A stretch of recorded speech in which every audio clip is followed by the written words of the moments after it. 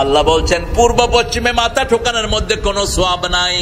আসল সওয়াব হলো আল্লাহর উপর ঈমান, আখিরাতের উপর ঈমান, ফেরেশতার উপর ঈমান, নবীদের উপর ঈমান। এরপরে বলেন ওয়াতাল মাল আলা হুব্বিহি যাবিল কুরবা, আল্লাহর ভালোবাসায় নিজের নিকটাত্মীয়কে সম্পদ দিবেন। নিজের আপন ভাই খেতে পায় না, কোথাকার কোন নেতার পিছনে পয়সা ঢালে, এরকম পান্ডা আছে না নাই? নিজের আপন ভাই খেতে পায় না, কোন হুজুরের দরবারে গিয়ে পড়ে থাকে। তোর ভাইকে দেয়া ফরজ, ভাইকে দেয়া কি? জোরে বলেন, ভাইকে দেয়া কি? এটার নাম হলো আরহাম। যারা রেহেমের সম্পর্ক ছিন্ন করে আল্লাহ বলছেন তারা জান্নাত থেকে বিচ্ছিন্ন হয়ে যাবে।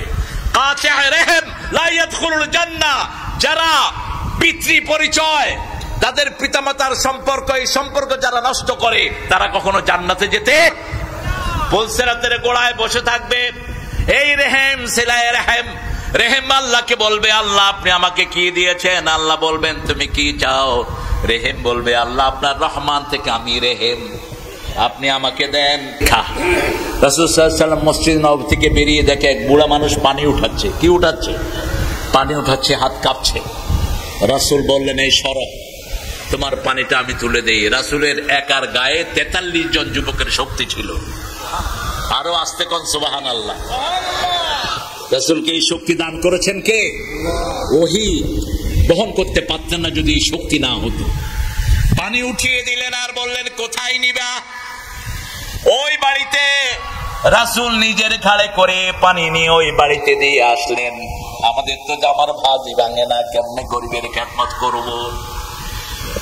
রাসূল তাকে জিজ্ঞেস করলেন বাবা কালকে যদি আবার আপনাকে এই পানি ভরতে বলে, আমি ওই মসজিদের পাশে থাকি, আমাকে ডাক দিয়ে আনবেন, আমি আপনার পানি ভরে বাড়ি পৌঁছে দেব। জিজ্ঞেস করলেন আপনাকে পানি ভরতে হয় কেন?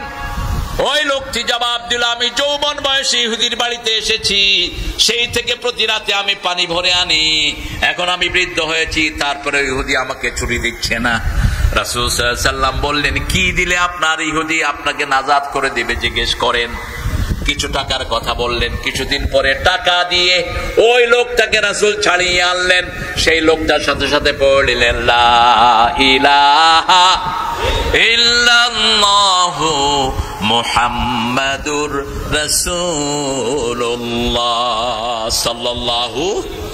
এই জন্য আল্লাহ বলছে ওয়াইদা লাকুল্লাযিনা আমানু ক্বালু আমান্না, যখন মুমিনদের সাথে মোলাকাত করে তখন কাফেররা বলে, মুনাফিকরা বলে আমরাও ঈমান এনেছি, কিন্তু মসজিদে তাদেরকে দেখা যায় না। ঠিক না বা ঠিক? আচ্ছা বলেন তো, মসজিদে যদি না দেখা যায় কি মুমিন? কথা কর না, মসজিদে না গেলে মুমিন হওয়া যায় না। রাসূল বলছেন যারা 5 ওয়াক্ত নামাজে মসজিদে যায় ফাস্তাশহাদু বিল ঈমান, তাদেরকে ঈমানের সার্টিফিকেট দিয়ে দাও। আরো আসতে বলেন সুবহানাল্লাহ। আবার রাসূল বলেছেন যারা মসজিদে যাওয়ার জন্য ওযু করে, কি করে? ওযু করে। ওযুর প্রথম পানি যখন হাতে লাগায় হাতের গুনাহগুলো ঝরে যায়, যখন কুলি করে মুখের গুনাহ ঝরে যায়, যখন মুখ ধোয় মুখের গুনাহ ঝরে যায়, যখন পা ধোয় পায়ের গুনাহ ঝরে যায়, মাথা মসক করে মাথার গুনাহ ঝরে যায়। আর যখনই ঘর থেকে